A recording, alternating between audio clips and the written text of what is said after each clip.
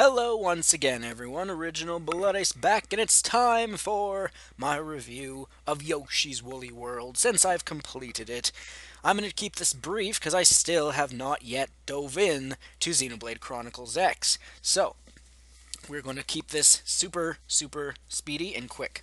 First of all, we'll go over the pros like usual. We'll go over the cons, and then I'll give my score.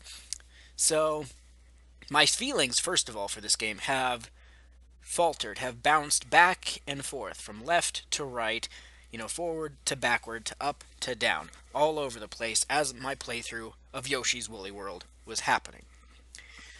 I've went from liking it to hating it to thinking, oh, it's adorable, to fuck this game, worst game ever, and back and forth. So, the pros we'll start with here, very simple. The music, for the most part, is. I don't think there's any bad music. And what I mean by bad is unpleasant music. There's a few times where I'm kind of like, didn't we hear the song already? But other than that, I have no issues with the music. It's not like David Wise with Tropical Freeze by any means, but it's good enough and enjoyable for the most part. Now, for the other pros, this is kind of a half a pro because it's half pro, half con. The levels, the it seems like for every one good level or amazing level, there's two shitty levels, or levels that just have straight up bullshit in them. And so for me, that's gonna hurt the score of the game. Now, for other pros, I'm trying to think if there is any. I guess the controls are good for what it is with the gamepad. Gamepad doesn't really do much of anything, so I guess that would be a con, but we're kind of mixing matching here, pros and cons.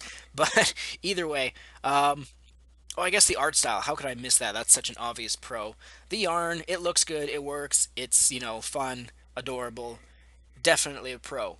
Um, Now, I can't think of any other pros, which is a bit depressing, but oh well.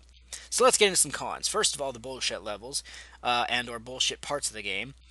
Second of all, reusing the halfway bosses is a bit too typical of Nintendo these days, where you had three times you fought Montgomery and three times you fought uh, the Koopa guy, the paratrooper, whatever. I forget his actual name in the game, but either way. Um, what other cons were there? If you're going for 100%, then the last level of the game is just straight up fuck you in the face and hit you over the head with a frying pan. Bullshit.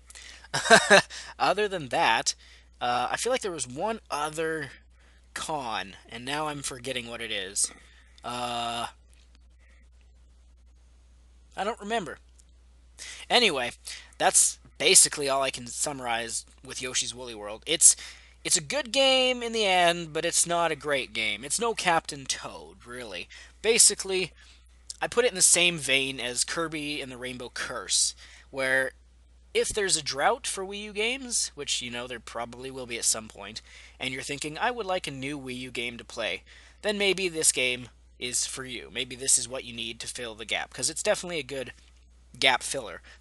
But other than that, not much more to say. I guess my score for Yoshi's Woolly World, originally I was thinking I'd give it about a 7.5 ish out of 10. But even though I say I put it in the same vein as Kirby, and Kirby did make me lose my sanity and almost want to rip my fucking hair out, Yoshi did have a lot of rage in it too. I'm still going to have to say, though, by the end of it, I'm going to have to give Yoshi's Woolly World uh, a 6.5 out of 10. It's it's decent, but it's not great. So it's a hell of a lot better than Yoshi's New Island, I can say that. I didn't even play that, but I've already seen people play that, and it's the exact same thing as way back when. But either way, I guess that'll do for this review for Yoshi's Woolly World, so come back for the next video. We'll see you then.